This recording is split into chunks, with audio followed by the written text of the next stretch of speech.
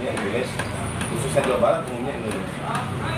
Dan ketika ada kata Aang tadi, saya tersentak karena ada beberapa teman dekat saya pun langsung mengirimkan itu.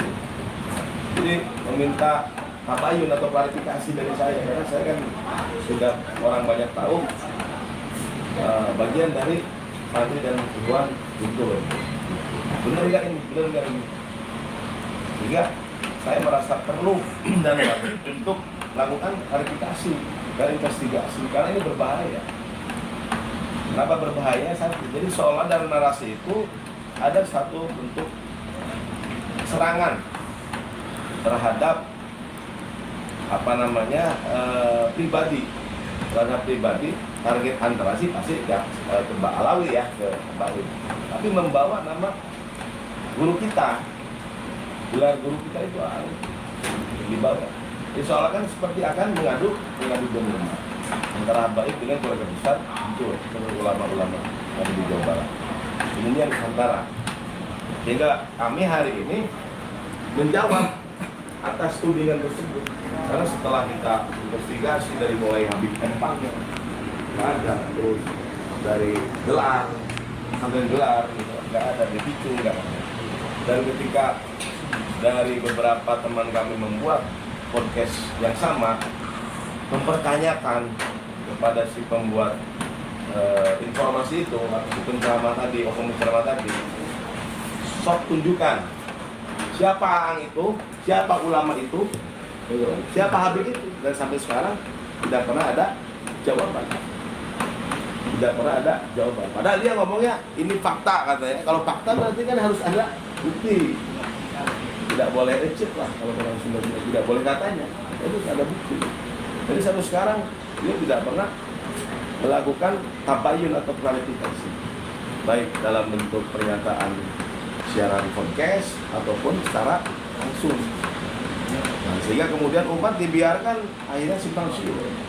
Dan bagi yang awam mungkin ini bisa berpotensi terpengaruh terhadap fitnah tersebut. Nah, maka dari itu kami seluruh ikhwan dan santri dari keluarga besar pencinta ulama, wabil khusus para solihin ingin membuat satu laporan. Membuat satu laporan yang subjek yang dilaporkannya adalah Gus Ubat tersebut, supaya desakan ini bisa kemudian menjadi perhatian khusus. Karena kalau dibiarkan itu sudah kemana-mana. Terakhir tadi informasi juga ada mencatut nama Mama Rende.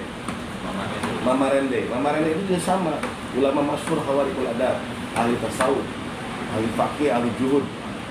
Katanya dia dicatut juga. Sehingga tadi ada salah satu juri ayah Mama Rende telepon ke saya juga. Ini berbahaya. Kalau ini dibiarkan, saya kira ini akan menjadi pemantik terjadi pembelahan di masyarakat, atau di umat itu sendiri. Karena dari itu kedatangan kami di sini meminta untuk kelihatan sikap dari pihak kepolisian atas adanya fenomena ini, peristiwa ini, dan juga memfasilitasi kami untuk membuka laporan. Jadi sepakat kalau Ubat ditangkap. Sepakat. Gus Ubat. Nah itu beritanya di mana-mana. Di TV One ada, ya, baik di online maupun di TV nasional. Di TV nasional ya. Jadi sekali lagi terima kasih Pak Asad. Maaf saya mendapatkan memang hal seperti ini Pak. Jangan Pak sedikit tahu juga Pak. Tapi insya Allah kita semua punya rambu-rambu, karena dengan teman-teman kepolisian di sini sesuatu yang asing.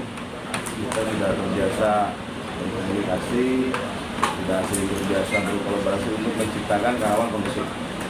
Ya, dan majlis ini ya dari doa-doa yang tadi kita lakukan, mulai ini ada efek, insya Allah ada efek keberkahan untuk semua yang ada di Polres Karawang.